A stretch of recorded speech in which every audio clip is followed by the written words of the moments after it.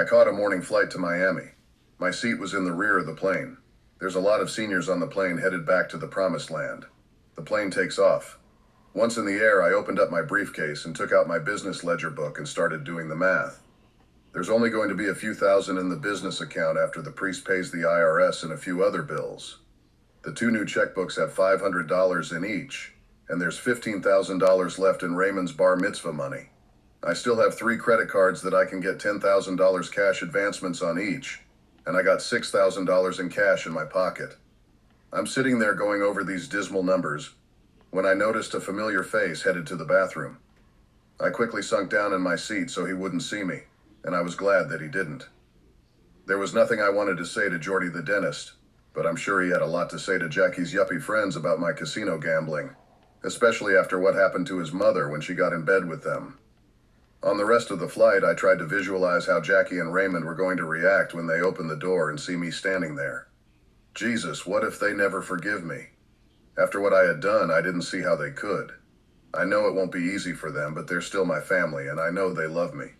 It's been a little over 3 months since the last time I saw them, but it felt like a lifetime.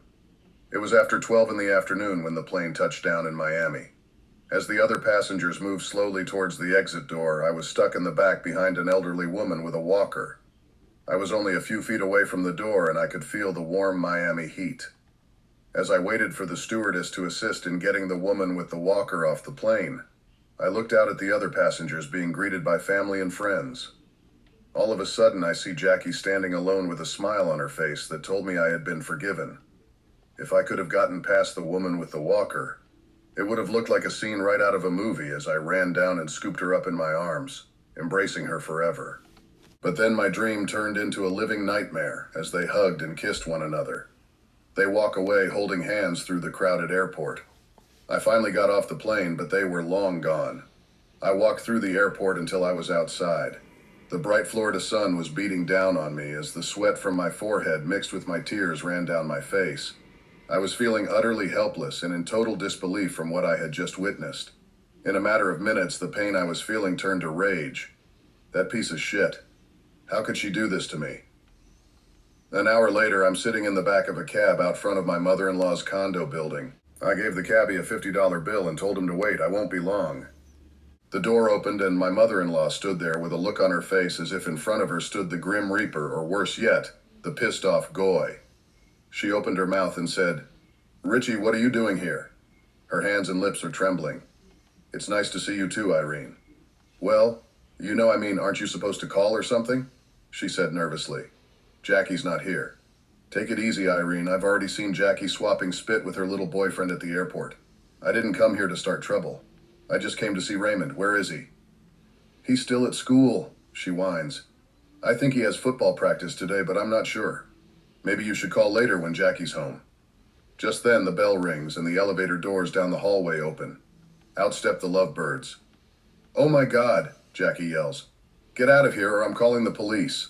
I moved quickly towards them. That faggot Jordy grabs her by the arm, pulls her back into the elevator, and the doors shut. Jackie's in there hollering at me to leave, and I'm trying to separate the doors so I can break that prick's neck. "You fucking pussy, open the doors," I yelled, and the only thing I could hear is that jerk-off telling Jackie to calm down. The elevator starts going down, and I'm still yelling. "Run, you little prick, but you haven't seen the last of me. You got a real stand-up guy there, Jackie. I hope you're happy, you piece of shit." I'm screaming down the elevator shaft and Irene hollering at me to go away. "Fuck you," I hollered back. Then she starts bringing up how I ruined my life with my gambling. I walk back to her and she slams the door shut. I'm yelling at her from the other side of the door. "You stupid bitch, if it wasn't for your gambling degenerate husband and his fucking casino comp, I would have never been in a casino in the first place." She's yelling back, "Don't you blame my husband for what you've done in those casinos in Atlantic City?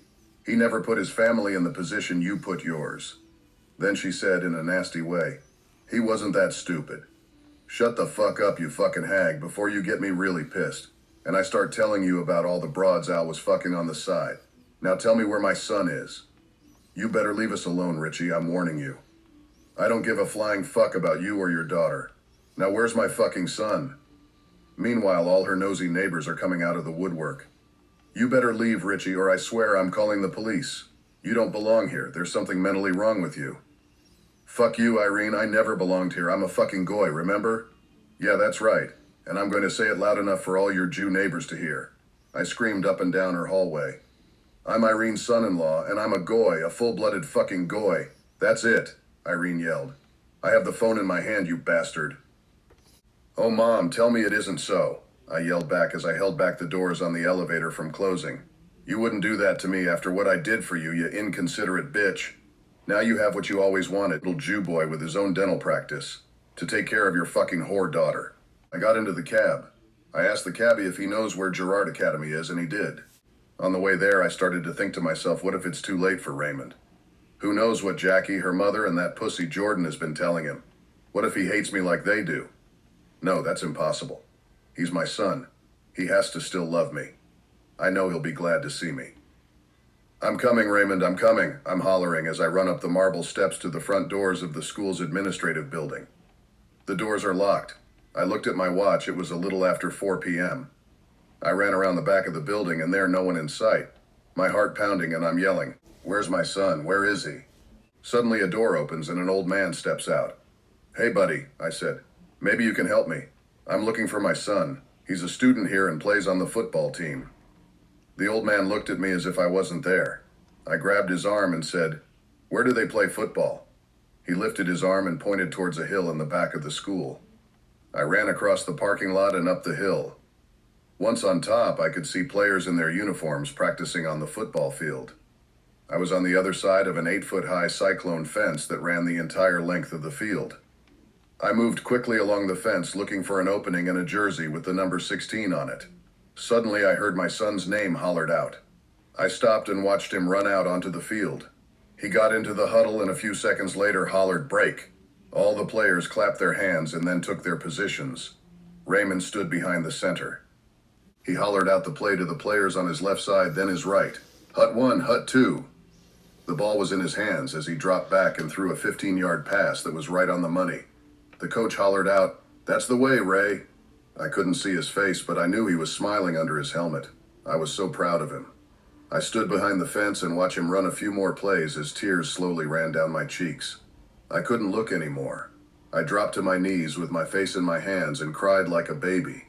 I wanted to hold him in my arms and tell him how much I loved him, but I was afraid he hates me the way I hated my father for the things he did to my mother. He was a drunk and I was a gambler. I took one last look at my boy and prayed to God to watch over him.